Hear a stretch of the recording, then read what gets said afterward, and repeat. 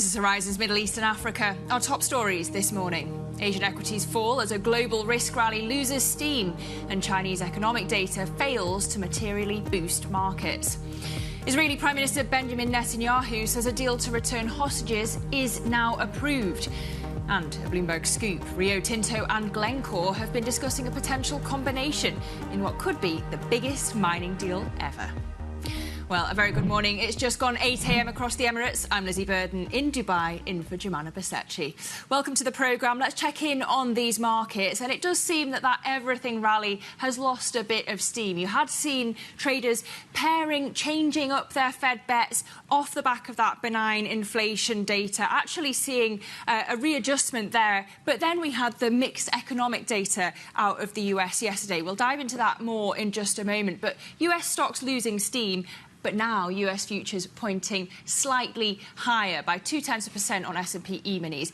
In Asia, as I say, broadly, you've seen equities down, but we had this data dump out of China this morning. The top line being that China's 2024 growth met the government's official 5% target, thanks to that recent stimulus blitz. And actually, the CSI 300 has pared its earlier losses, so now shares up 0.5% on that index. Meanwhile, we've seen the dollar hovering near this 2-year high after Scott Bessent's confirmation hearing in the US Senate. He warned that there'll be an economic crisis in the US if those 2017 tax cuts aren't extended. He's also suggested that there could be more sanctions on Russian crude, and it's Joe Biden's measures on Russian oil flows that traders there have really been focused on, more so than the Gaza ceasefire deal. That's left Brent trading higher, and currently you're looking at Brent at $81 a barrel. Really everything across these markets holding its breath for Donald Trump's inauguration on Monday. But if we just dive into that US eco data, because as I say, it was a mixed bag. You had initial jobless claims coming in slightly above expectations, but then retail sales weaker than expected, still though pointing to a strong holiday season for consumers. And then we've had these dovish comments from Fed Governor Waller saying that fresh rate cuts are possible in the first half of this year. So if we check in on how bond yields were impacted, you can see there was, if we flip over, a bit of a fall, but a relatively small one, and the 10-year US Treasury yield now steady at 4.6%. But let's get back to the geopolitics now. Israeli Prime Minister Benjamin Netanyahu saying that a deal to return hostages held in Gaza has been reached. In a statement, Netanyahu says government officials will gather later today to sign off on the deal. Previously, he'd accused Hamas of reneging on parts of a ceasefire agreement, risking its completion. Now, the Gaza-based militant group says that it remains committed to the deal. But let's get more from both sides, and we can go to Dana Kraish. She's Bloomberg's UAE bureau chief. She joins me now. Morning, Dana. Good to have you with me. Just take us up to speed on where we are, because, of course, we had the ceasefire deal announced with great fanfare by the US and Qatar. Then there were doubts over the timing of the Israeli cabinet vote. Now we've had this statement from Netanyahu. What was the hold-up? And are we sure that this is going to get over the line in time for Trump's inauguration? Good morning, Lizzie. Yes, it's been quite a day yesterday with the truce looking kind of at risk of collapsing after Netanyahu said that there were some details that Hamas was going back on. And we saw Hamas coming out yesterday with a very short statement saying they're still committed to that deal. And now, actually, a couple of hours ago, we saw Netanyahu coming out with a statement to say that these details that held up the final approval of the truce had been finalized, and he called on the Security Cabinet to meet today, though we don't know at what time, to look and approve the deal. Now, we kind of need to look at the Israeli internal politics. This is not going to be the most popular deal, right? It's going to be very difficult, and has been very difficult for Netanyahu to get any ceasefire agreement with Hamas on the table to be approved. But there is massive pressure from the U.S. now. Both presidents, Biden and Trump, who will take office a day after the deal is set to go into effect on Sunday. And so there is massive pressure. It seems that Donald Trump doesn't want to go into office, start the term without this deal being on the table and approved. And of course, we saw Smotrich and some of the far-right ministers saying they would actually withdraw from the coalition if Netanyahu goes ahead with this deal or if the Security Cabinet approves it, though that might not impact the deal, but it would give Netanyahu, I guess, in parliament a little less than the majority that he had. Now, it seems that probably they're going to go ahead with this deal because they took kind of a day to probably do some talks, be it with Hamas or with his coalition members. So this is definitely likely set to start on Sunday. Yeah, well, of course, as you remind us, Donald Trump's threat was that they'd be hell to pay if the hostages weren't released by the time he came back to the White House. But internally, domestically, for Netanyahu, how strong or weak is he at this point? How long do you think his government will survive after this? Right. So I think that even if he has, or we see some of the far-right ministers withdrawing from that coalition, I think that coalition will still have a majority, albeit a smaller than he had previously. Now it seems there's also pressure from the families of the hostages who've been in Gaza for a year and a half. They've also been protesting and pressuring Netanyahu to accept a deal. And also on the other side, Donald Trump's priority seems that he wants to integrate Israel better into the region, and that would start with more normalization deals with the likes of Saudi Arabia. That seems to be the top priority here. So with a ceasefire deal, it's not the first step, but it's something initial that probably will lead to a permanent ceasefire. Now, the second phase will probably also be difficult for Netanyahu to get through, but at least this is the first step, and that's what the U.S. wants to see, more integration of Israel into the region, and the priority is to get a normalization deal with Saudi Arabia. OK, Donna Kraish, Bloomberg's UAE Bureau Chief, we thank you for the update as we inch closer to the release of those hostages and prisoners as well. Still ahead, China's economy hitting the government's growth goal last year after policymakers unleashed an 11th-hour stimulus blitz. We'll bring you all the details next. Stay with us. This is Bloomberg.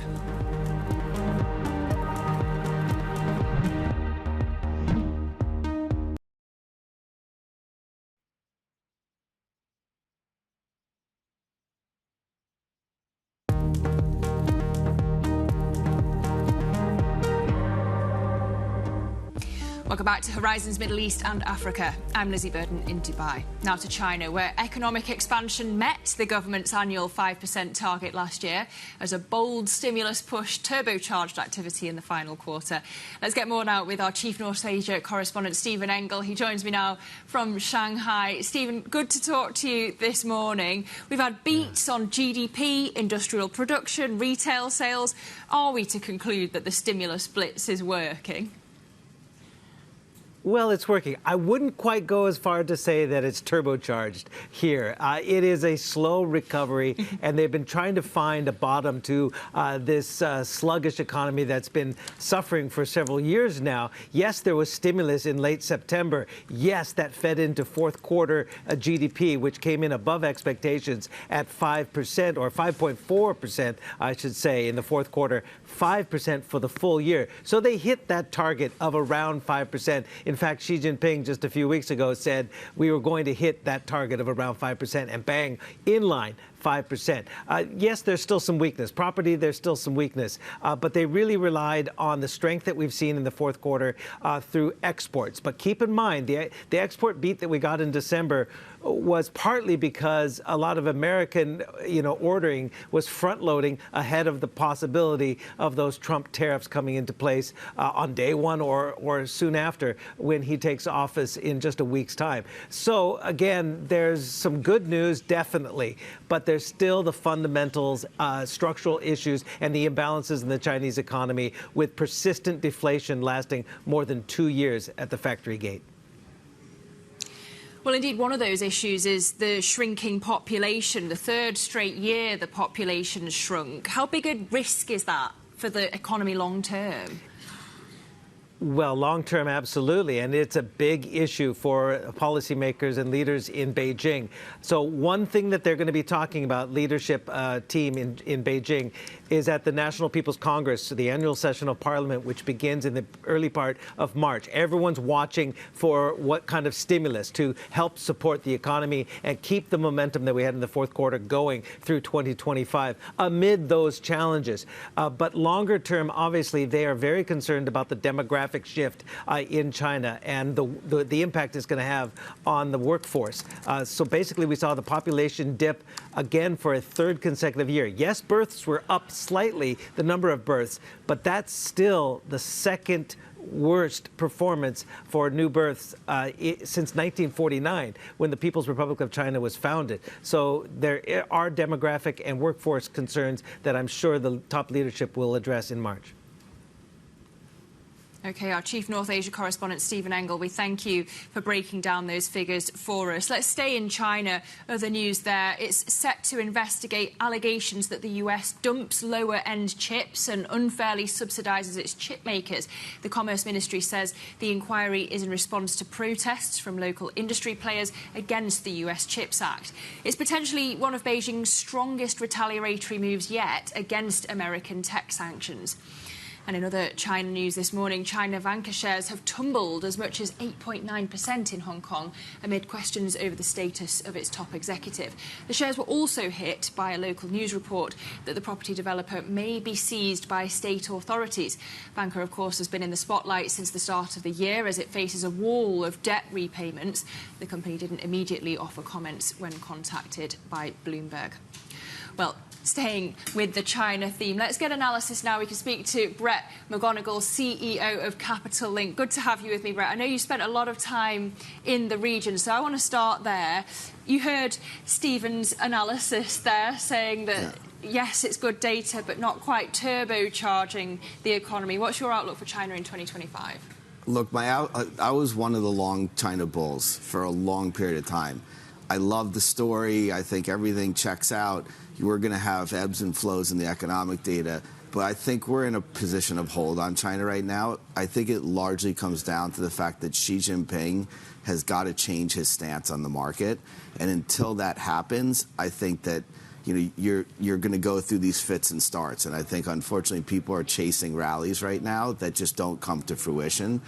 The stimulus is working. Maybe home prices have stopped going lower, but until we get a private company policy that she's going to support innovation and the non-SOE side of the business, the market is just going to keep trying to feel its way to some higher level. I mean, that's the domestic question of the stimulus, but what about how you're thinking about Monday onwards and the tariff impact on China? How are you kind of modelling that? So, look, I think with the vice president of China coming to the inauguration, I think it's a step in the right direction. I certainly think both Xi and Trump will come to some meeting of the minds.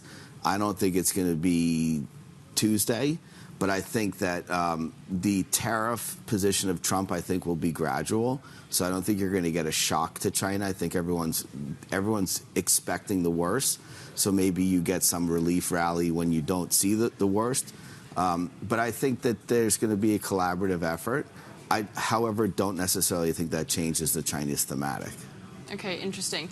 We'll wait for Tuesday. If we could turn to this region, of course, we've had the major news about a ceasefire deal on Gaza.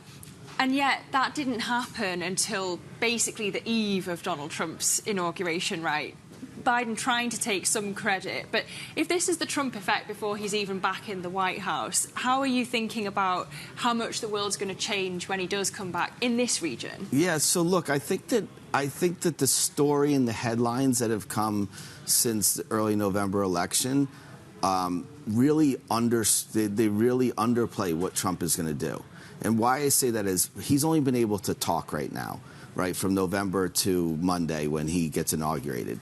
On Tuesday, he's going to put in a tremendous amount of new initiatives, and he's going to change the way that Washington, D.C. works. And I think that that's been often talked about of other people coming in, but I think largely everyone looks at the U.S. president as whatever political party is just going to sway a little bit past the middle to what they want. This is a total reboot.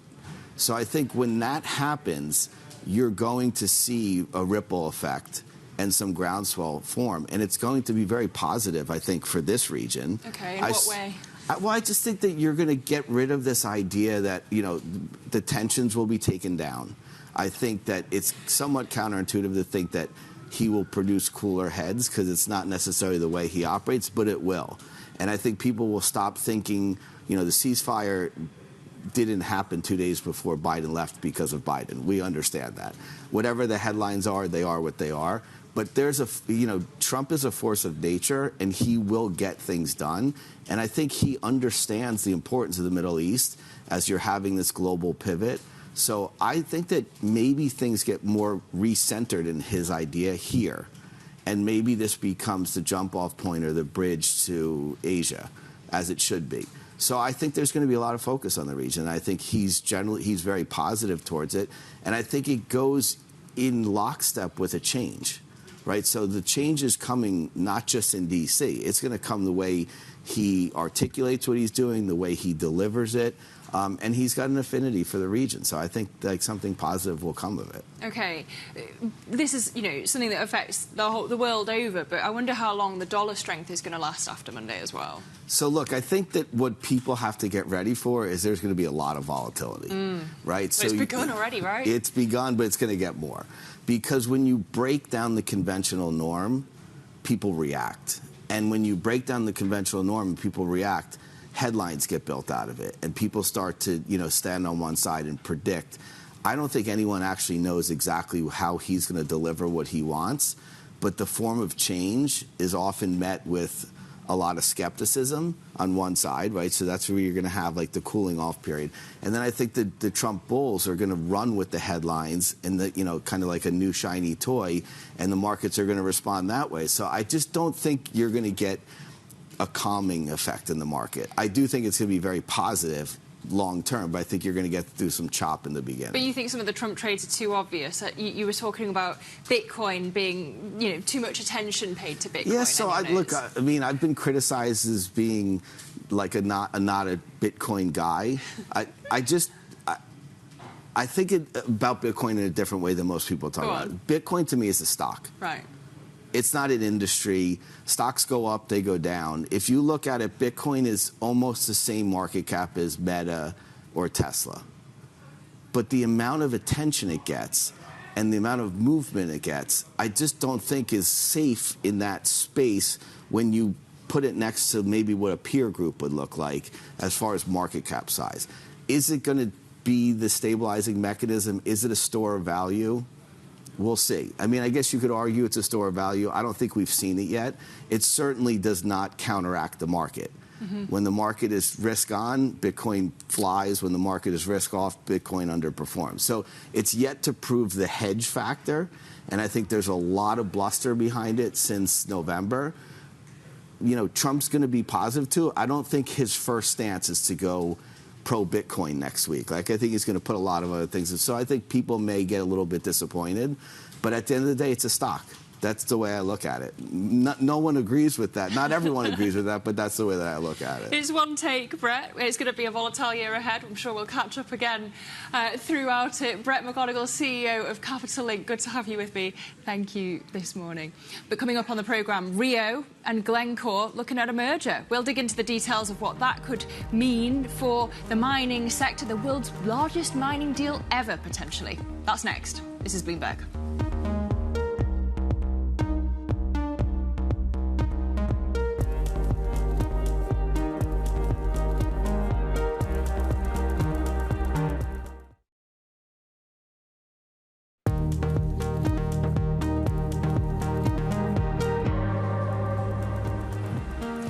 Welcome back to Horizons Middle East and Africa. I'm Lizzie Burden in Dubai. Now, shares of Rio Tinto are in focus in Sydney. Sources telling us that the world's second biggest miner has been discussing a merger with Glencore. Let's get more now with Bloomberg's Paul Allen Hunt. Paul, this is going to be a blockbuster deal if it happens. Hats off, great scoop. I mean, what would combining the second and third biggest mining companies in the world mean? If you could knock BHP off its perch, why would it make sense in terms of the commodities they specialise in? Well, much like last year's bid by BHP to acquire Anglo American, this deal with Rio Tinto and Glencore is all about copper. So the key transition, or key metal for the energy transition, copper is certainly the flavour of this decade. We've already seen, as I said, BHP go after Anglo for copper assets. This deal is much the same. It would knock BHP off its perch from being the top mining company in the world by market cap. In fact, the deal would, well, you know, we've got Rio Tinto valued at about 103 billion, Glencore valued at about 55 billion. So a merger does knock BHP off with a market cap of 126 billion. So certainly it's a massive deal. It's going to, if it proceeds, and I think we really need to preface that it is unclear at this stage whether the talks are active or not, but it would reshape the mining industry as we know it globally. OK, so a great big if. What are the hurdles stopping potentially a transaction here? Well, for one, Glencore has a lot of high-quality coal assets. And in 2018, Rio Tinto divested its last coal mine, Kestrel, in Australia. So does Rio really want to get back into coal? The answer is probably not. And that could see it, if the deal was active and were to proceed, that either Glencore would have to retain those coal mines or spin them out into something else. I mean, the other big question in terms of assets is what happens to Glencore's world-renowned trading and marketing business, whether that would be retained by the owners of Glencore or whether that would also be spun out into something else, or whether Rio Tinto does want that marketing business. So there's a lot of big questions. And much like the BHP and Anglo American bid last year, Glencore does have a large asset base in Africa. And does Rio want to enter Africa in a bit of a geopolitically unstable jurisdiction where some of those mines are? I guess the last point would be that Glencore's asset base, those mines that it has, you know, 130 or so, somewhere around that range of these mines, but they're all in the third and fourth quartile in terms of quality. Rio Tinto is mainly after quality mines, you know, tier 1, tier 2, really high quality mines. And the answer is Glencore's copper mines are that, but not everything else is. OK, Bloomberg's Paul Allen Hunt. We'll keep an eye on that deal, and we'll also keep an eye on those shares at the European Open. Thanks for the update, Paul Allen. We're looking at European futures currently pointing higher, especially on the FTSE 100. Stay with us for more. This is Bloomberg.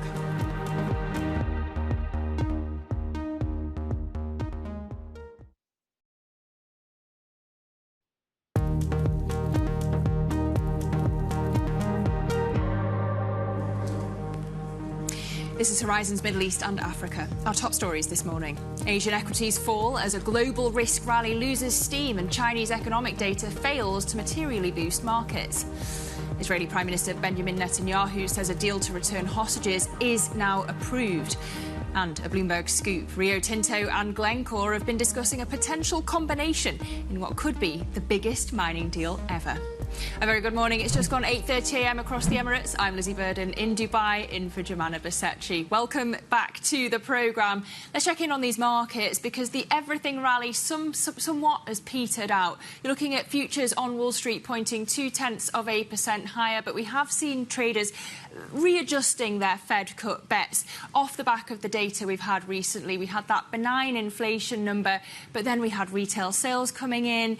We also had jobless claims muddying the waters. We'll dive into that a little more in just a moment. But as we look at the Asian session, the CSI 300 on pause, up 0.5%. This is after the surprises to the upside on China growth.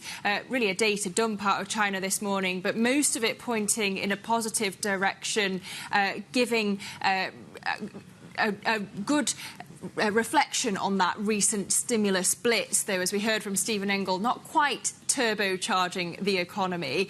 Meanwhile, we've had the dollar hovering near a 2-year high. We had Scott Bessent's confirmation hearing yesterday. He warned that there will be an economic crisis if the 2017 tax cuts are not extended. You've got Brent there as well, trading at $81 a barrel. That is partly down to the sanctions measures on Russian oil flows, more so perhaps than the Gaza ceasefire deal, but Brent heading for a 4th straight weekly gain.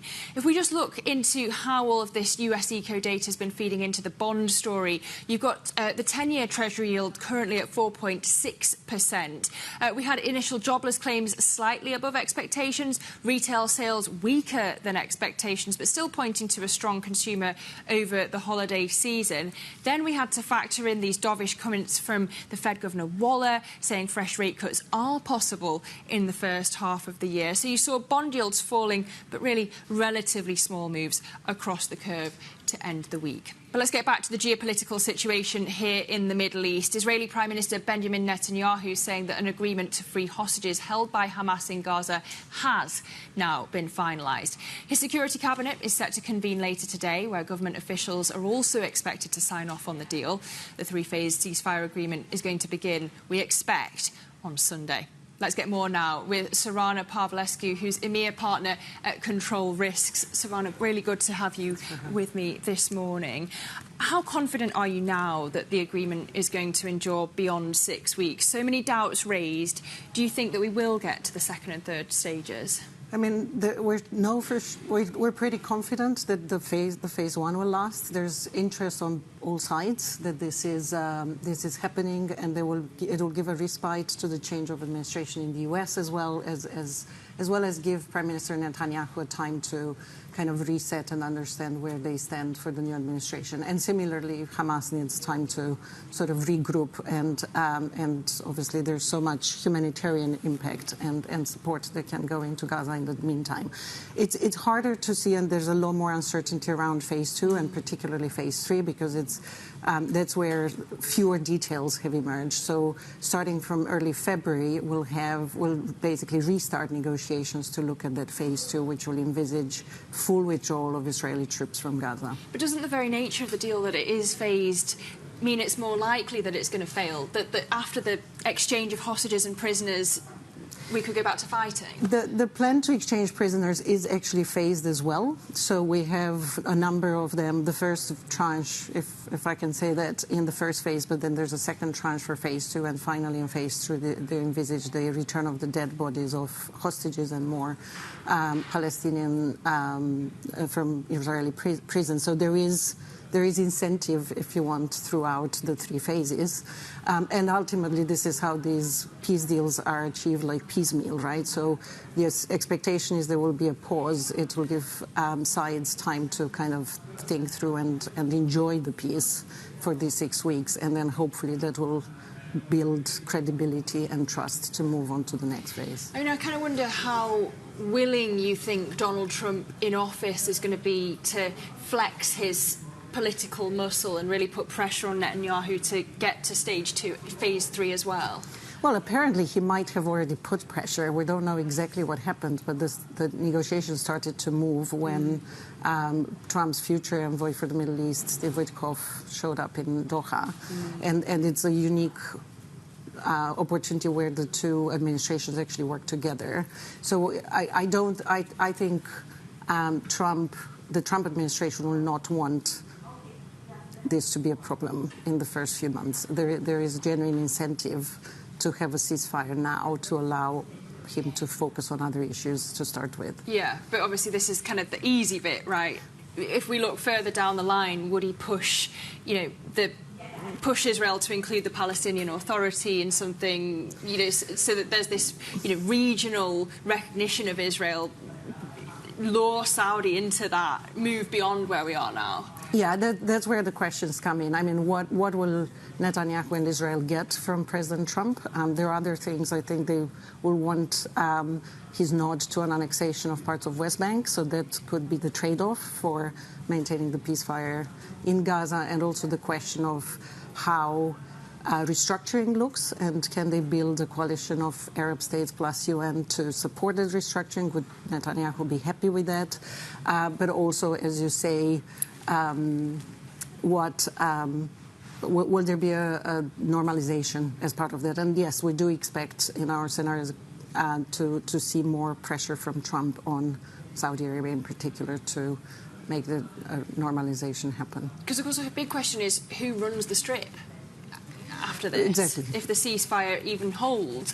But just returning to Trump's role in the Middle East in his second term in the White House, we've already seen tighter US sanctions on Russian oil flows. Are you expecting the same on Iran?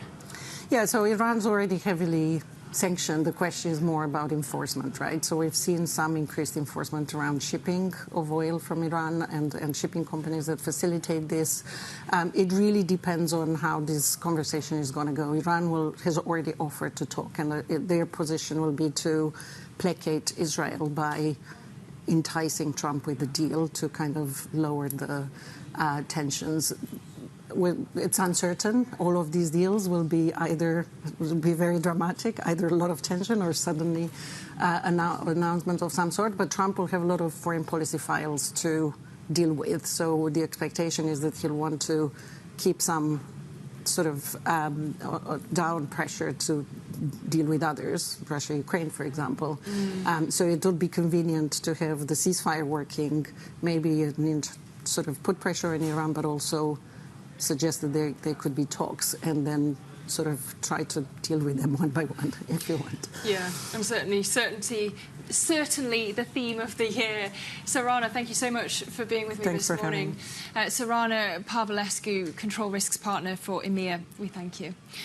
Now to Wall Street, where Bank of America's fourth quarter profit has exceeded analysts' estimates due to high investment banking fees and strong net interest income. For more, Bloomberg's finance correspondent Harry Brumpton joins us. Harry, just talk us through these earnings out of the Wall Street banks, a record set of results. What's behind them? Yeah, record set of results across the board, and the Bank of America results just add to that, more fuel to the fire.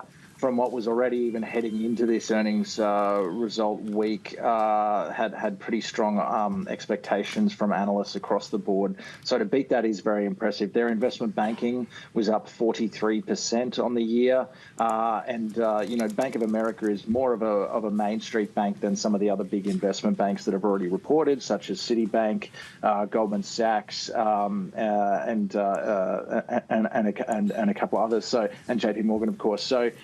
For them to do so well is a real confirmation of that, as well as performing well in other areas that they are more relevant to as a Main Street lender, such as their net interest income, which is a key measurement for the lending business, which is basically the difference that they make on the spread between deposits and the rate at which they lend out at. So for them to do well on that, I think that was up a huge percentage as well, and really feeds into what we've been seeing across the board, not just investment banking revenues up, but banks like Citibank, for example, saw 3 out of 5 business units hit record profits as well. So it's really across the boards. All these businesses are firing on all cylinders, thanks to agendas around, just a straight up GDP growth, optimism from the markets, a strong client book, and an expectation going forward around what this next presidential administration might hold for US banks in terms of buyback expectations as capital limits get lowered as part of the deregulation and pro-business agenda that Trump is transparently all about, as well as potential tax cuts going forward as well. So there's a lot baked into that. But Harry, if it's all going so swimmingly, why are HSBC and Citi cutting jobs? Yeah, well, there you go. There's, Citibank is doing well, but haven't been rewarded on a share price performance basis, actually, for all their turnaround efforts that Jane Fraser's been embarking on for a number of years now. So HSBC is an interesting case where, you can see from the Jane Fraser experience at Citibank that even when you do this and you pick all the low-hanging fruit and you employ all your initiatives right off the bat and execute on them well, doesn't mean investors are going to buy it. Why, if you were a fund manager, would you buy Citibank bank, a bulge bracket global bank, when you could just buy JP Morgan Chase, which is the top of the ladder and still does the same stuff, but it's the top of the pack, and broke records in their earnings announcements earlier this week by the largest ever profit for a US bank in history. So, Citibank, they're trying to pivot and do interesting stuff where they're trying to put the spotlight on some of the businesses that they are better at, such as, their subsidiaries banking business, where they're kind of going after the subsidiaries of their big global clients and doing a bit of tier 2 banking at a global level and trying to mop up more of the smaller middle market lending, as well as the custodians kind of stuff that they do, the real plumbing, which is perhaps not as sexy as like M&A advisory or proprietary trading and all those other things, but, can do well. But, that's a story they've got to tell and got to enforce. Whereas, and HSBC, it's a tough one for many of the same reasons, and they're having to cut headcount to kind of satisfy investors on a cost basis. Yeah. Harry, thank you so much for taking us through what still is the most profitable ever year for those Wall Street banks. 2024, a good vintage. Bloomberg's finance correspondent Harry Brumpton, we thank you. Coming up, though, Kenya and the UAE sign a comprehensive trade agreement set to boost trade and investment for both sides. We'll discuss the details next. This is Bloomberg.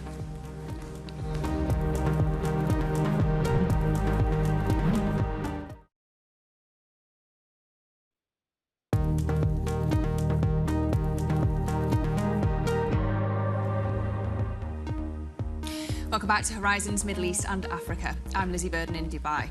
Now, Kenya and the UAE have signed an economic partnership to enhance trade and investment for both sides. Key sectors in focus include agriculture, healthcare, financial services, tech and tourism. And they're also discussing the extension of a railway line from Kenya to Uganda and South Sudan. Across all the details is Bloomberg's Ondiro Oganga. She joins us now from Kigali, Rwanda. Ondiro, just talk to us about the kind of opportunities this trade deal presents.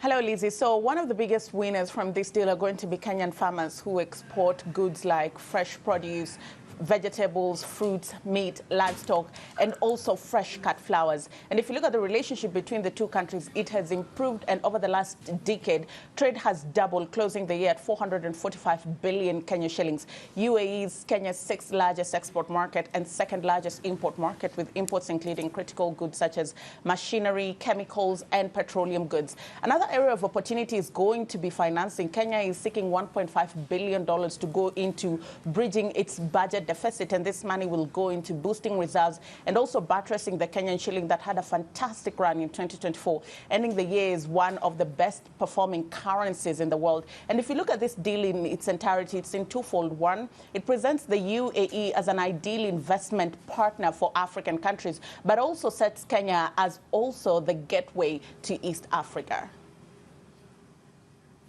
And Ondiro, I mentioned the potential railway extension in Uganda. What other areas could we see this UAE investment flowing into? You're absolutely right.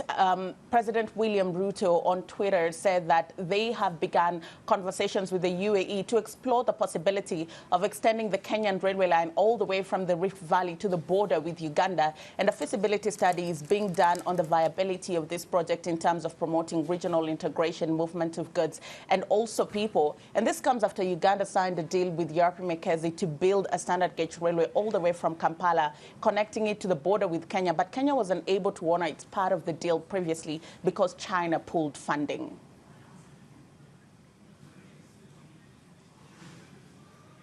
OK, Bloomberg's Ondiro Oganga, we thank you. Staying in Africa, Kenya is planning to tap international investors and issue sovereign debt dollar bonds despite a recent increase in financing costs. This as the East African nation navigates a widening budget shortfall. The average yield on African sovereign dollar bonds has risen in recent weeks, with uncertainty over US policies and other issues contributing to higher yields. Elsewhere, Senegal's dollar bonds have come under pressure this week after Moody's flagged growing fiscal strains triggered by an audit ordered by the country's president. The review uncovered discrepancies in state finances under the previous government, raising concerns over the country's debt sustainability. And Angola is planning to increase its 2030 bond programme by more than $720 million as the oil-producing nation faces a looming debt repayment later this year. The 5-year notes, with a coupon of just under 11%, will add to the $1.2 billion of similar dated bonds issued last month. The programme comes as Angola enters a period of increased loan payments over the course of this year. And the World Bank and African Development Bank have laid out the terms nations will need to meet to win $40 billion in finance to tackle the continent's electricity problems. The multilateral lenders are backing a programme called Mission 300 that aims to bring electricity to 300 million Africans by 2030. Countries will be required to put in place regulation that makes it attractive for private investment and commit to using the lowest cost electricity, which is generally renewable power. To Sudan, where the US has imposed sanctions against Abdel Fattah al-Burhan, leader of the Sudanese armed forces, on the grounds that he has destabilised the country and undermined moves towards democracy. The new sanctions come more than a year after Secretary of State Antony Blinken determined that members of the armed forces had committed war crimes in Sudan. Well, those are some of our top stories from the continent, but coming up, oil prices barrel toward a fourth weekly advance as traders seek clarity on far-reaching sanctions and trade policies too. More on global oil markets next. This is Bloomberg.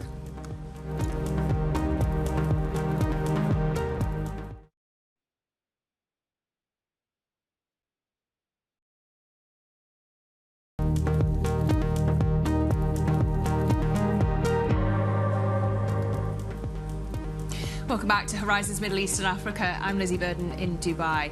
Now, oil is headed for a fourth straight weekly gain ahead of President-elect Donald Trump's second term as traders seek clarity on far-reaching sanctions and trade policies too. It comes as the global crude market's really feeling the impact of the Biden administration's harshest ever curbs on Russian oil last week. Joining me now on all the moves is Bloomberg's Yongchang Chin from Singapore. Yongchang, good to have you with me this morning. Just talk us through the overall outlook for prices in the oil market as well. Yeah, hi Lizzie. So basically, we just have to. There's a lot going on in oil markets now. I think one thing that's important to remember is that as we began the year, the outlook for oil markets was that it was really oversupply was the theme going into this year. Higher U.S. production, OPEC was supposed to bring more barrels, and demand in China was looking weak. But now, as we enter the first and a few weeks of the year, the U.S. has put in these new sanctions against Russian crude, and it really has sent a jolt through markets. All of a sudden, traders were trying to price in a much more tighter balances. Oversupply was no longer the theme. We've seen prices, of course, rally very, very strongly going in. So now markets are certainly looking a lot tighter. And I think you have a lot of refineries and traders who are really scrambling to really, get a sense of what's going on, how they're going to trade, how are they going to buy the barrels which they need to process now that one of their key suppliers for the region, Russia, you can no longer take their barrels.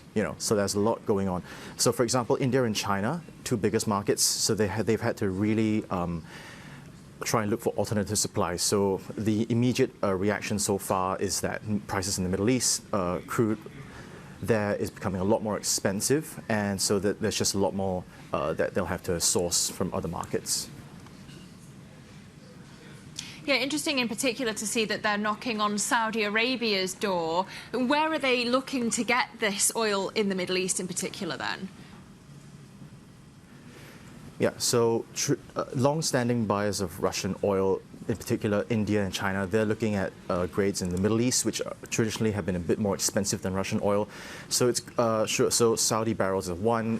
Grades like Murban, Oman crude, they're all being sought for. So prices there are certainly rising.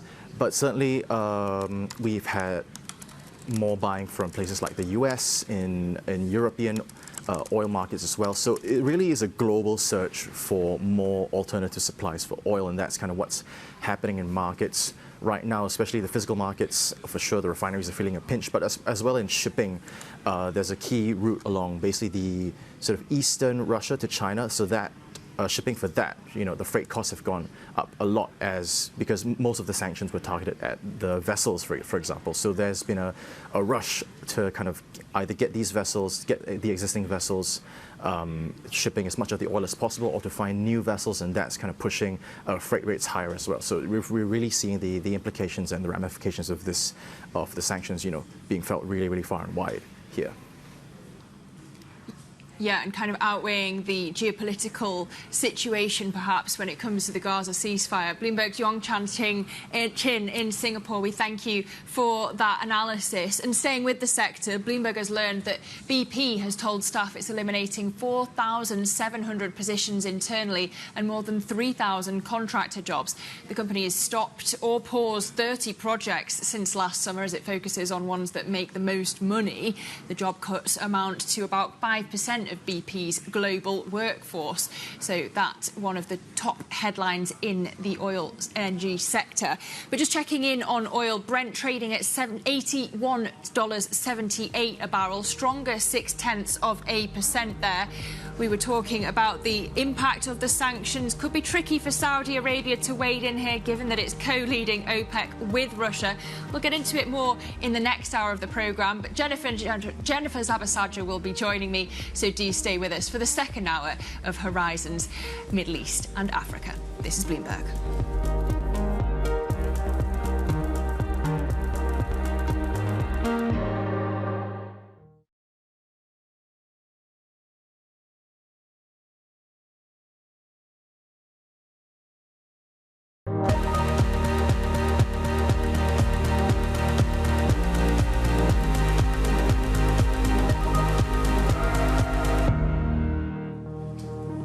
This is Horizons Middle East and Africa. Our top stories this morning. Asian equities fall as a global risk rally loses steam and Chinese economic data fails to materially boost markets.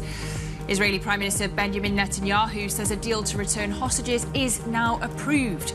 And a Bloomberg scoop, Rio Tinto and Glencore have been discussing a potential combination in what could be the biggest mining deal ever. Good morning. It's just gone 9 a.m. across the Emirates. I'm Lizzie Burden in Dubai. And I'm Jennifer Zabasajja in Johannesburg, where it's just gone at past 7 a.m. Welcome to the second hour of Horizons Middle East and Africa. And Lizzie, it has been a busy week, and next week is poised to be even busier. Markets reacting to a lot of the geopolitical news and also a lot of the eco data that we've gotten this morning.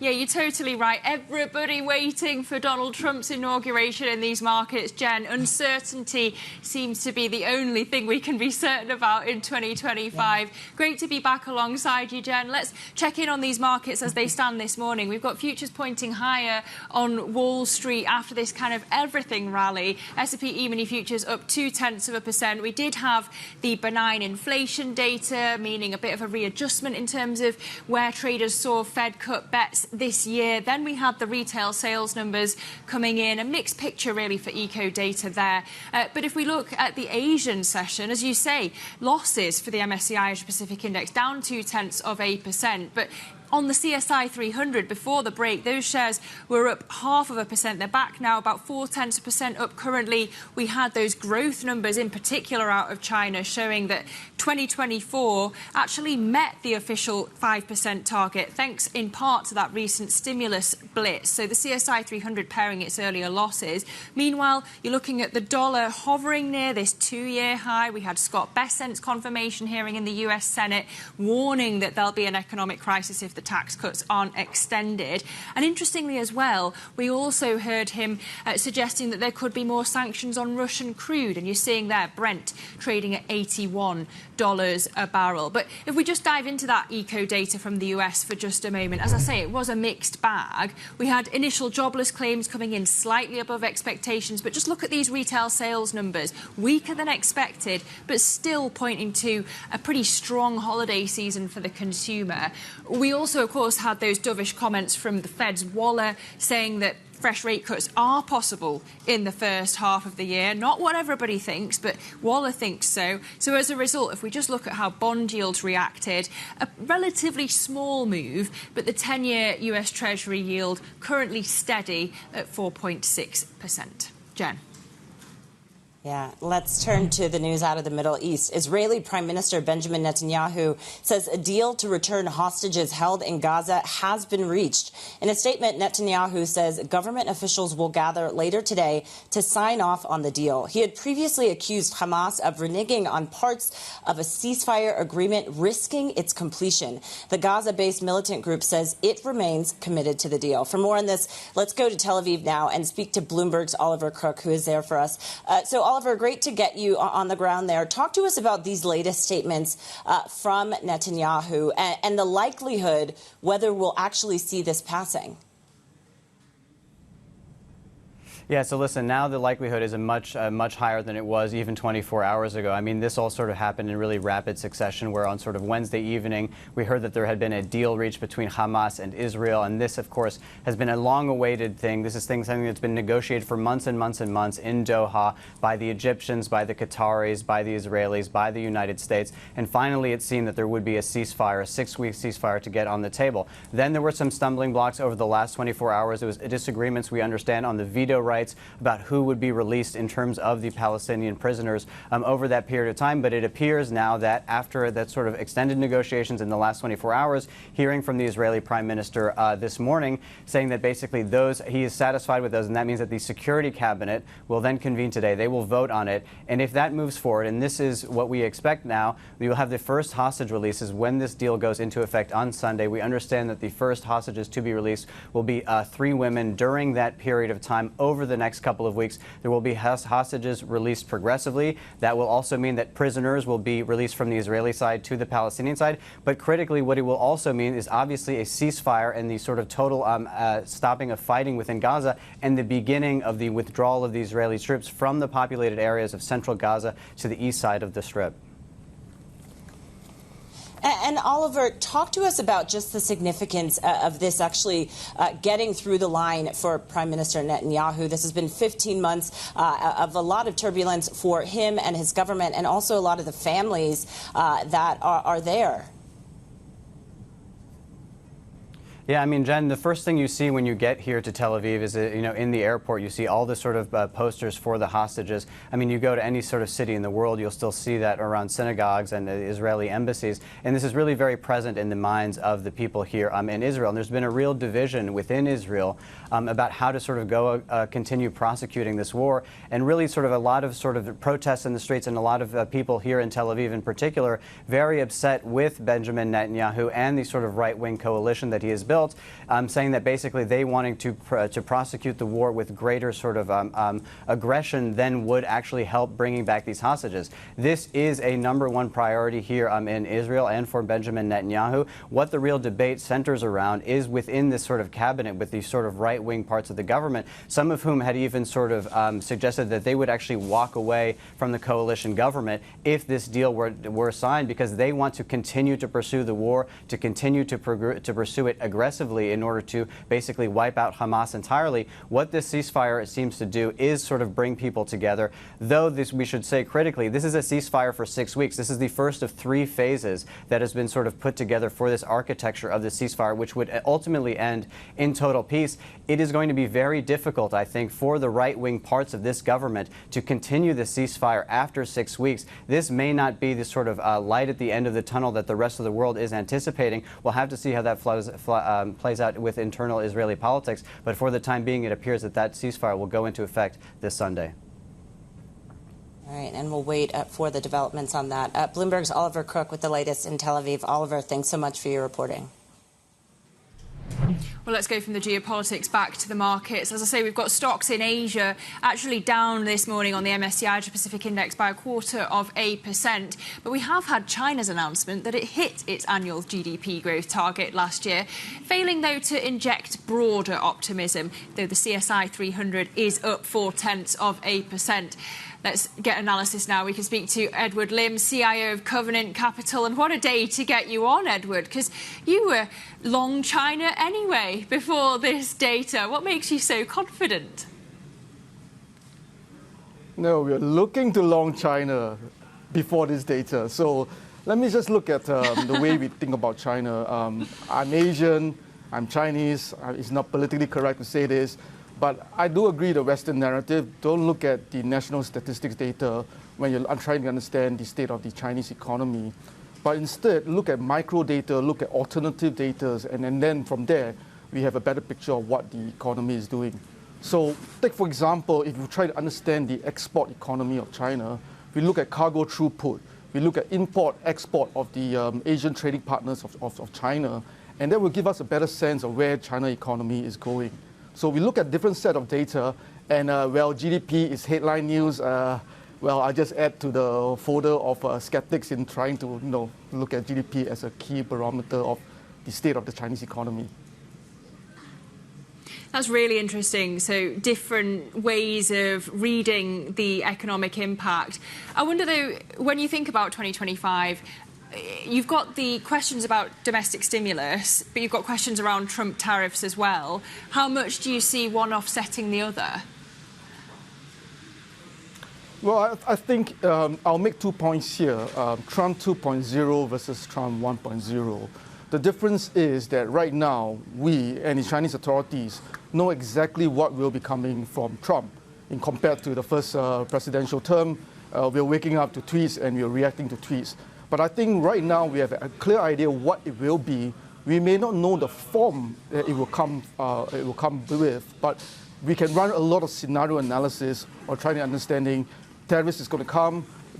What happens if tariffs is this amount? What happens if tariffs is that amount? We can basically assess the situation then. So take, for example, the base case is that there will be a 20% import tariff on all Chinese goods. There will probably be a 50-60% tariffs on Chinese EVs into the US. We do know, based on this base case assumption, it will have a detrimental effect to Chinese economy in the range of 0.5 to maybe about 0.8%. But we also know that there's a counterbalance, which is the fiscal part of what Chinese authorities will do. So we have a base case, we know the impact. If it turns out that the base case is actually not as worse as we thought, we can react accordingly as market participants. So to me, I think there will be tariffs. It will be detrimental for the Chinese economy. But at the same time, we know the Chinese government has essentially stated that there will be a big fiscal stimulus coming through in the next couple of months, in fact, right?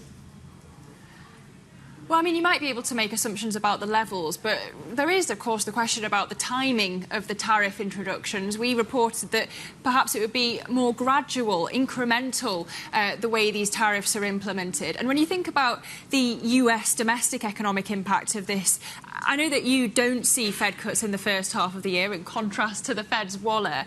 But if they were introduced incrementally, these tariffs, would that change your outlook for the Fed? No, I think our base case here, absence of tariffs and immigration, which we think are the two most important aspects of what Trump will want to deliver in the first 100 days. Absence of that, U.S. disinflation continues, and the Fed should continue to ease.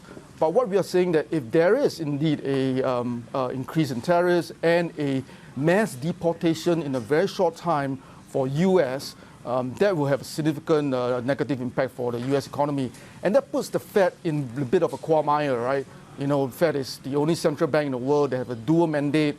Do they worry about inflation, which we know will go up, or do they worry about growth because tariffs and immigration will impact growth negatively as well? So it's going to be a tough situation for the Fed. And then I do think that the Fed has basically laid out their playbook quite allowed to us, is that they want to hold on any more easing until they know what is the eventual outcome that the Trump will be enacting on. So I think that's the right policy. So that's the reason why I don't believe, in the first quarter at least, Fed will be doing any more easing, even if inflation comes down, because they will be watching, like the rest of us, what will Trump be doing. Just like everyone around the world, Edward Lim, Covenant Capital's CIO, we thank you. All eyes on Monday. Coming up, Alfred K'Ombudo, Kenya's Principal Secretary for Trade, is going to join us on the programme to discuss the details of the Kenya-UAE Trade Pact. That interview next. Stay with us. This is Bloomberg.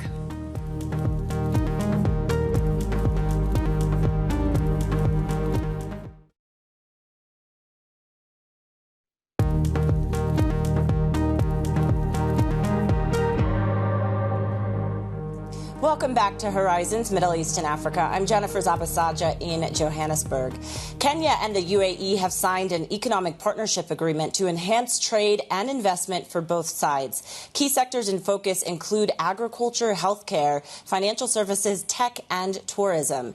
Now, the East African nation is also discussing the extension of a railway line to Uganda and South Sudan with the Gulf state. For more details on the pact, let's bring in Alfred K'Ombudo, Kenya's Principal Secretary for Trade, who also did just return from the UAE with the president. Alfred, great to get you on the show. Thanks so much for joining us. So talk to us about the other agreements that were made during this trip. We know about the CEPA deal, but what else was finalized while you were in the UAE? The principal task that we had was to finalize the trade agreement, which is the Comprehensive Economic Partnership Agreement, which will create a basis for improved trade, a framework for investment, and better procedures for our exporters and the UAE exporters to be able to export more with less burdensome procedures and with a better understanding of both our regulatory measures. So this is likely to give us more trade. Other conversations that we had focused on partnerships in the areas of investment, infrastructure, agriculture, and ICT. Mr. K'Ombudo, trade with the UAE and Kenya was north of $3 billion. You said it's likely to give you more trade. What are some of the projections that you've mapped out? Well, we believe that we are going to be able to more than triple certain sectors. Over the last decade, total trade between us has more than doubled from about $1.4 billion to about $3.3 billion. But we are seeing certain sectors whereby we are very hopeful to see even more trade, perhaps even tripling. I'll share some examples. In the meat and meat product sector, we're exporting about $80 million into the UAE, and that represents more than half of what we do globally. We do expect that because we've agreed on sanitary and phytosanitary procedures, that this should be able to more than triple, because we also see the UAE as a transshipment hub for these products to the rest of the Gulf. We also have very strong capabilities in the horticulture sector, cut flowers, fruits, and vegetables, whereby we're doing about $30 million currently on either of those categories. We also see that we should be able to triple these over the next decade or so. Thank you. Alfred, there was also some reports that Kenya was seeking $1.5 billion in loans to bridge the financing gap that the nation has. Did you get anywhere on that, and when do you expect to actually receive these funds? Well, I think it is very important to, first of all, note that our macro fundamentals have been growing quite well over the last few years. The shilling has strengthened, inflation has declined, interest rates are basically more manageable now, and food inflation has gone down considerably.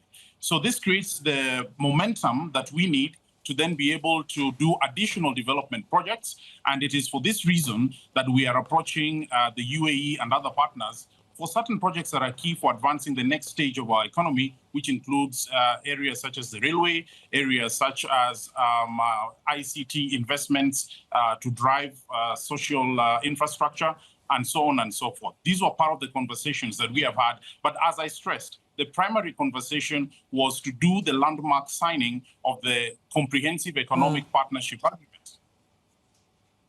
So then was that $1.5 billion then promised? And if so, when will you be able to receive those funds in order to continue on with some of this development? Well, those conversations are ongoing with the UAE and other partners as well. I wouldn't be able to talk about any firm agreements that were arrived at that particular meeting. But the key deliverable for our visit to the UAE was that we have now set up a cooperation agreement that will advance trade, provide a framework for investment, and also provide the growth of several sectors in our economy, including the livestock sector, including the horticulture sector, ICT, and several others. Alfred, there's also been discussion about the UAE helping to close or actually finish some of the railway projects that we've seen really stall in Kenya. Was there progress on that? And was there any discussion potentially about the UAE stepping in to help really complete this?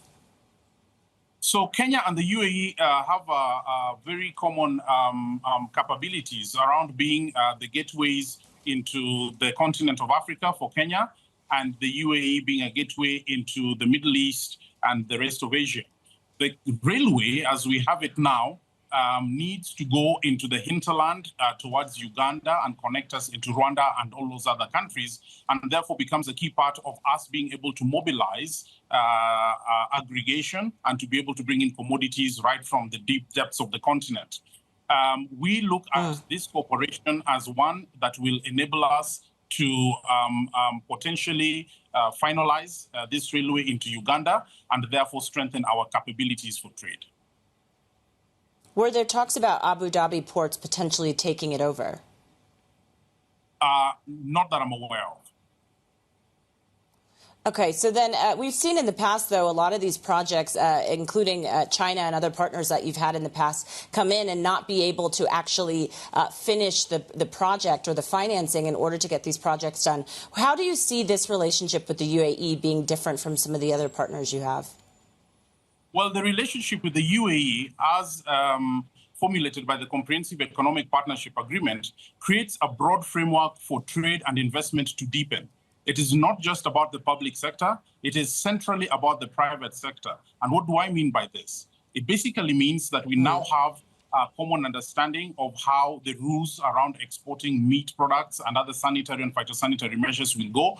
We have a common understanding on how the rules and regulations for digital trade, intellectual property, and all those other measures that are important for investment to happen. We also have a common understanding on how we shall resolve disputes when they do arise. So the strength between the UAE and Kenya is primarily based on activating private sector activity for export, investment, and tying together our supply chains. Alfred, this deal with the UAE came together very quickly. We're still waiting to see Kenya and the EU deal come together. And there's also, of course, the wild card with the Trump administration coming in. What do you see the future of the relationship between Kenya and the US and the EU? Well, for starters, the Kenya Economic Partnership Agreement with the EU was closed last year. Kenya now has duty-free, quota-free access to the 27-country, 13 trillion euro economy in Europe. And this is going to be very strong for our commodities trade, services trade, and many others. We had also made very good progress with the negotiations with the United States of America insofar as the strategic trade and investment partnership is concerned. And the relationship between Kenya and the U.S. transcends administrations. We have a very strong history of economic, trade and investment cooperation, and we do expect that we should pick up these discussions over the next few months. It's very important for us to note that Kenya now is the gateway to the world from Africa because of our trade agreements that we are pursuing with the U.S., the EU, and the UAE. Actually, we have opened 46% of global GDP on tariff-free, duty-free basis to the world. And that makes Kenya the place from Africa that you need to be in order to trade and engage in supply chains with the rest of the world. All right, we're going to have to leave it there. Thanks so much, Alfred K'Ombudo, the Principal Secretary at the Kenyan Trade Ministry, joining us from Kenya this morning. Great to speak with you. And for more stories like this from the continent, be sure to subscribe to the Next African newsletter on the terminal and on our website. Also, our podcast available on Apple, Spotify, and wherever you usually get your podcasts. And a little later this hour, don't miss our interview with the chairman of Vista Group Holding to discuss Vista Bank's aggressive growth strategy across the continent. Stick with us. This is Bloomberg.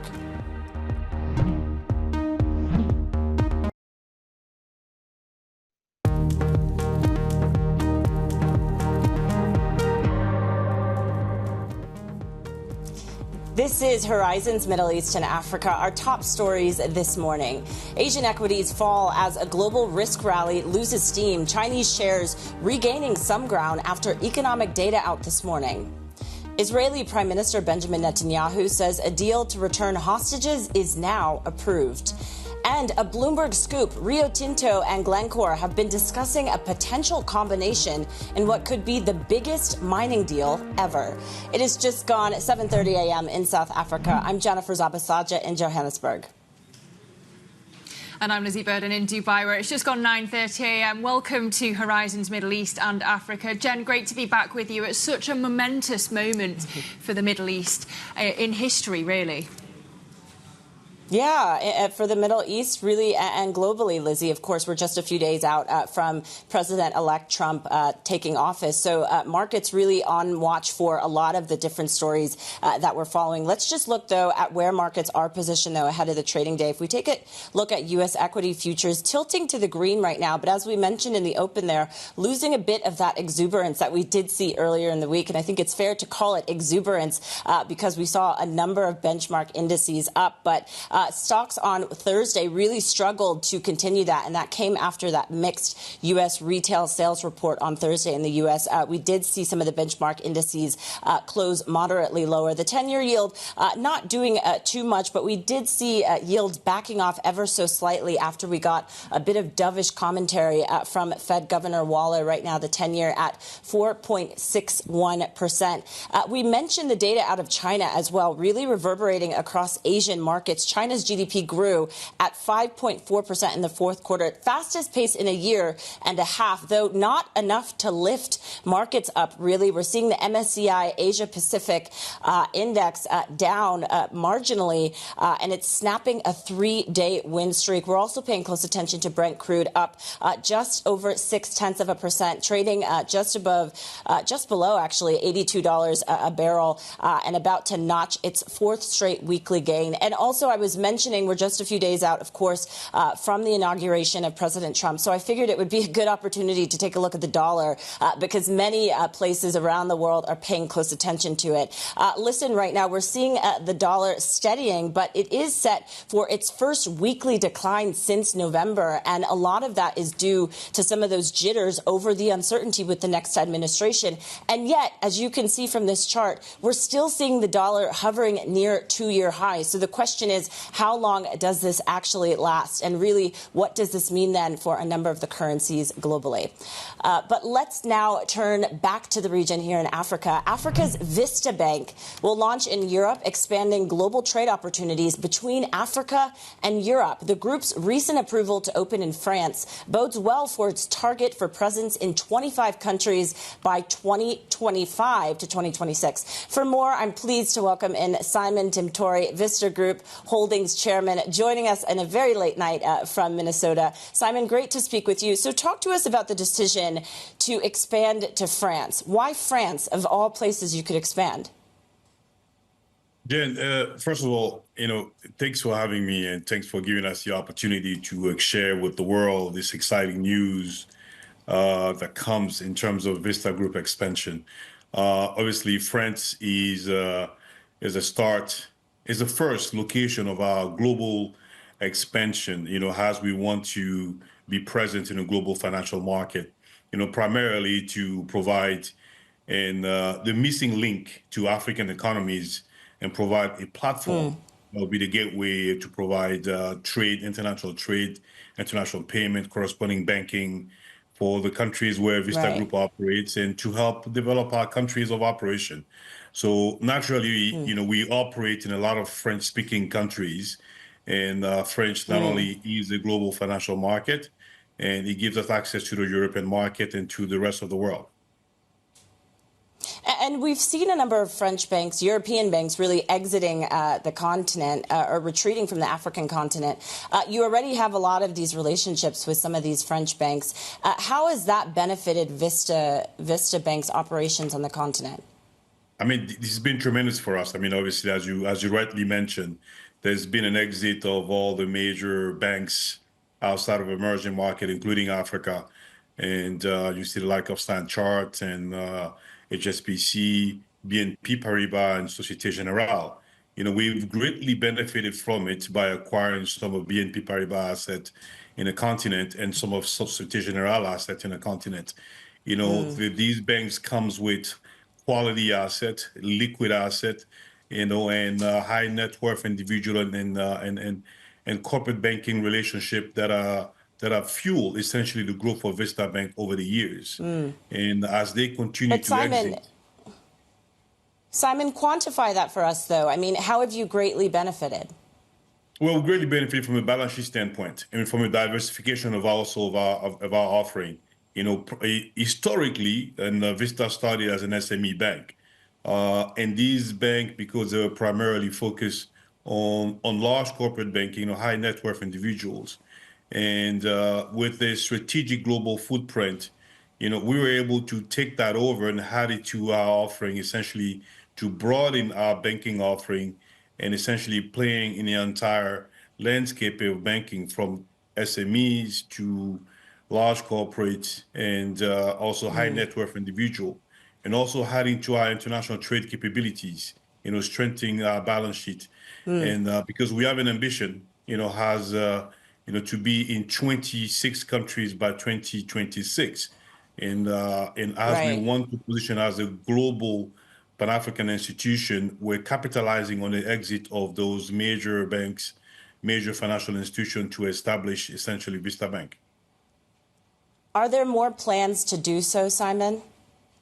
Yes, we are. There's more plans to do so. Obviously, our strategic expansion is global. And, first of all, covering for the most part, most market in Africa in light of the Africa free trade area that's incoming. And you need to have the muscle and the size to be able to provide, the very much require capital that Africa needs. Obviously, as you know, we're blessed by dividend demographic, and that calls for all sort of services and financials that we as a bank can provide.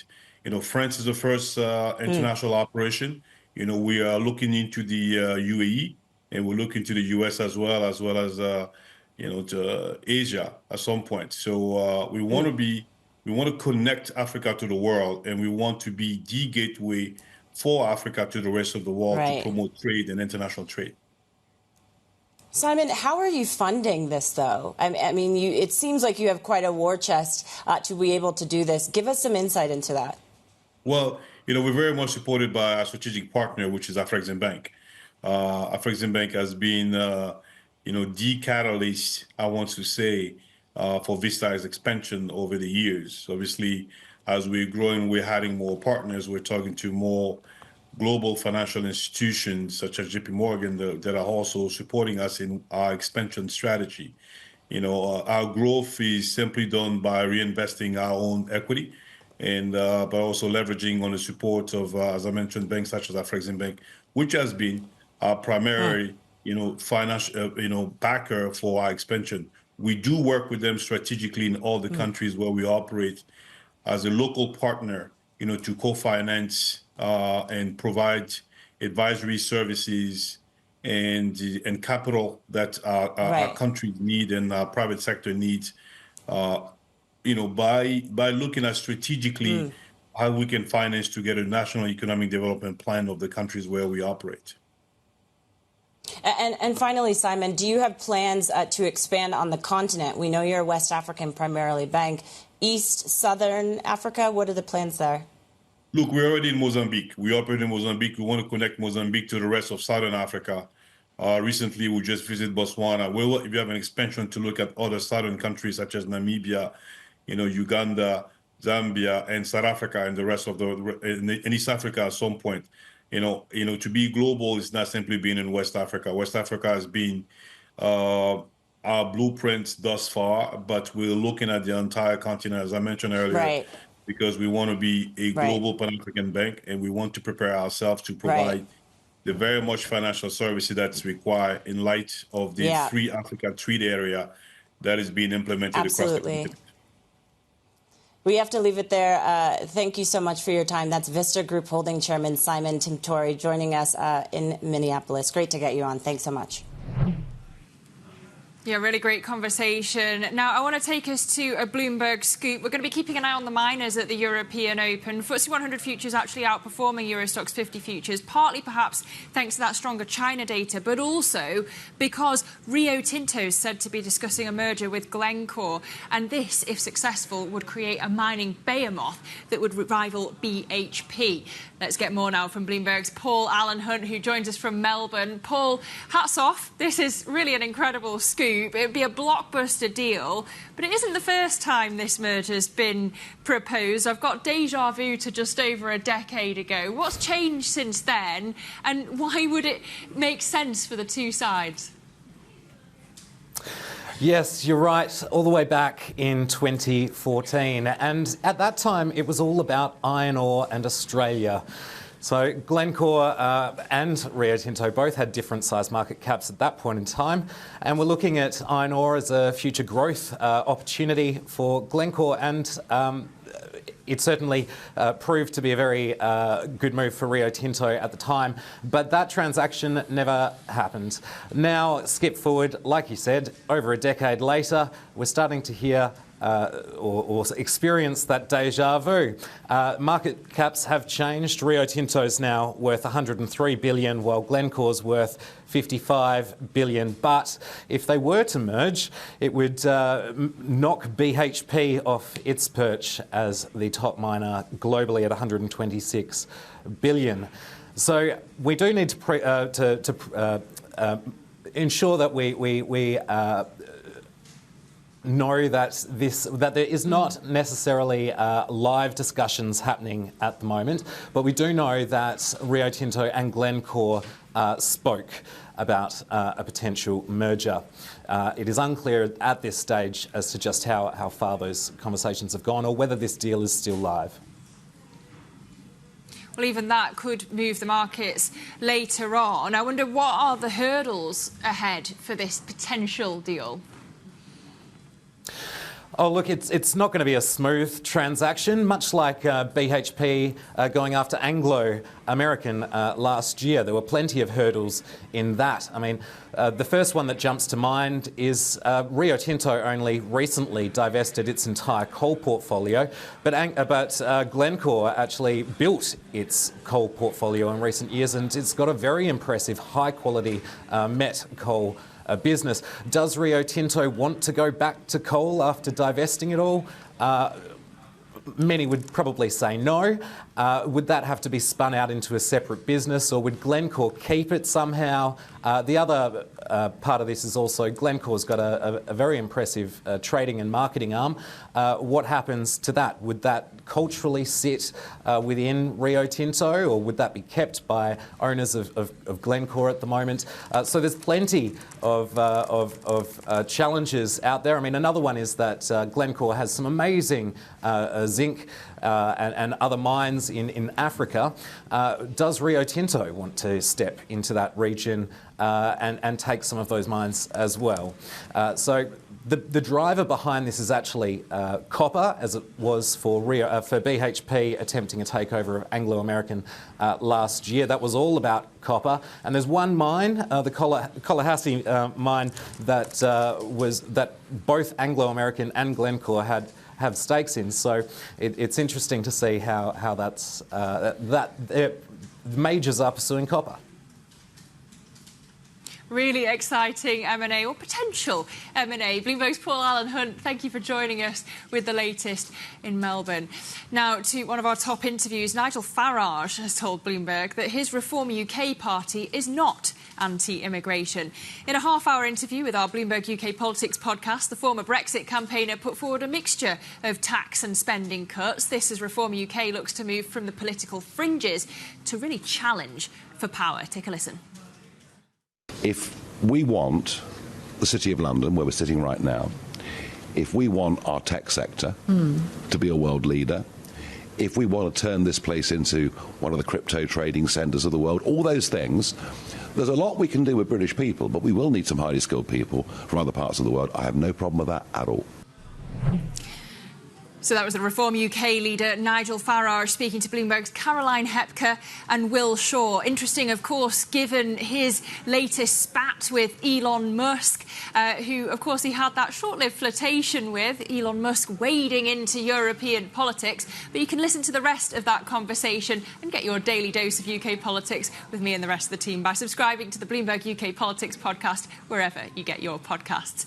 Coming up right here on Horizons, though, investors go all in on South Africa's construction sector in the hopes that an infrastructure overhaul is going to trigger a building boom. That coming up next. This is Bloomberg.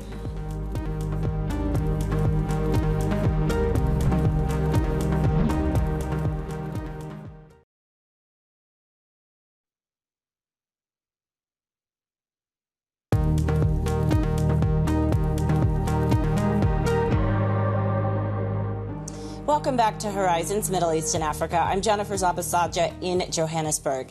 Investors are pouring money into South Africa's construction sector. They're betting that a multi-billion rand strategy by President Cyril Ramaphosa to overhaul South Africa's aging infrastructure will trigger a building boom. Let's bring in Bloomberg's Khuleko Sewela, who is joining us here in studio. Khuleko, great to get you on. You've been following the story very closely. So we heard last year President Ramaphosa pledged to turn South Africa into a construction site. That was the theme, the quote that got tweeted around everywhere. How is that actually playing out? Give us the lay of the land. Good morning, Jen, and thank you so much for having me this morning. So it's important for me to say that this plan predates the election. But what the plan is for the government to invest $88 billion into the public sector with an additional $177 billion coming from the private sector. And so what we see after the election is that construction orders start to boom. And that then translates or spills over into the broader economy, with unemployment rates for the first time falling in the third quarter in more than a year. And so we see the construction sector being the second biggest contributor to that sort of decrease in unemployment rates. And we were just taking a look at some of the big construction companies on the Johannesburg Stock Exchange. But you spoke to investors. Are they convinced as a whole that this is really the time for the turnaround here? I think the numbers show that they are convinced. The FTSE JSE construction and materials sector was up about 69% in 2024. And investors say there's still room for growth. They believe that there's room for growth. And where that's coming from is the current infrastructure spend is at about 15%. Estimates believe that by 2030, we should be at 30 to 35% of the current infrastructure spending. That's about $4 to $6 trillion. So as we close that gap, which is about a 20% gap, investors see an opportunity arise for construction companies, and not just listed construction companies, but also the unlisted firms. And so talk to us a bit more about some of those conversations you had with analysts, because you spoke to a number of them who are very bullish on where this is going to go. Yeah. I think the biggest thing for them is they need these construction orders to also show in sort of the results that these construction companies give out when results season kicks off. And they've also said that the GNU, the current government, needs to support these construction companies. And I think what that support is or looks like is some of the government entities coming out and saying, here's the construction that we need from you guys. And that's basically it, yeah. And we are seeing a first-hand view of a lot of the construction sites here. So Bloomberg's Khuleko Sewela, she covers equities for us here. Thanks so much, Khuleko, for your time. Now, here's a few other stories we're following from the region. The World Bank and African Development Bank have laid out the terms nations will need to meet to win $40 billion in finance to tackle the continent's electricity problems. The multilateral lenders are backing a program called Mission 300 that aims to bring electricity to 300 million Africans by 2030. Countries will be required to put in place regulation that makes it attractive for private investment and commit to using the lowest cost electricity, which is generally renewable power. And the U.S. has imposed sanctions against Abdel Fattah al-Burhan, leader of the Sudanese armed forces, on the grounds that he has destabilized the country and undermined moves towards democracy. The new sanctions come more than a year after Secretary of State Antony Blinken determined that members of the armed forces had committed war crimes in Sudan. Now, coming up, we hear from the cargo chief of Qatar Airways on why the carrier is not worried about the potential impact of Trump tariffs on air freight rates. Stick with us. This is Bloomberg.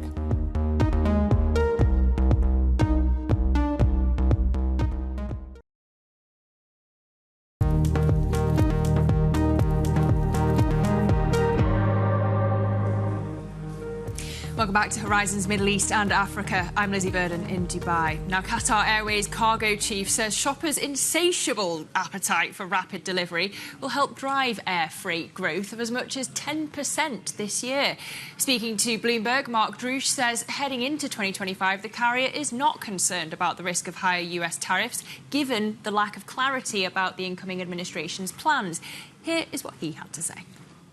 When it comes to the tariffs, we have to understand nobody really knows what it's going to be. In fact, you've seen over the last couple of days, even the incoming administration's people are saying that they're still evolving their thinking on what the tariffs will be and how they will apply them and whether or not they will be on a sequential basis depending on progress. So from my perspective, I think we are overly concerned at this point in time because we really don't know where it's going to go. What assumptions are you making then, overall? For the year. global economy. Plan your business. Here are the assumptions we continue to hold to. We assume that the Chinese export economy will continue to grow. We assume that Southeast Asia will continue to grow, particularly Vietnam and even Cambodia. The Indian economy, as long as the GDP continues to grow at a 5.5%, 6.5% rate, we expect that growth to be significant, both inbound into India as well as outbound into India. We've seen on the transatlantic, which we participate a little bit in, we've seen that's tightened up a little bit. I mean, it's got a little bit stronger, I apologize. So we expect that to grow. So overall, we're optimistic about growth for this coming year. The GCC economy still are very strong. There continues to be significant growth in those economies. So from where we are positioned, we expect there to be a good year this year. So that was the Qatar Airways Cargo Chief, Mark Druce, speaking to Bloomberg TV. Let's just check in on these markets. We have the CSI 300 gaining ground on that China data, beats on GDP, industrial production and retail sales, but not managing to lift the rest of Asia. Eurostoxx 50 futures, you can see there, pointing higher, and actually even more optimism on the FTSE 100. Outperformance perhaps for the miners coming off the China data and that potential M&A action. Glencore and Rio Tinto, as we report, considering a merger. They're going to dive into that next on Daybreak Europe, but that's been it for Horizons Middle East and Africa. I'm Lizzie Burden with Jennifer Zabasajja. Stay with Tom McKenzie next. This is Bloomberg.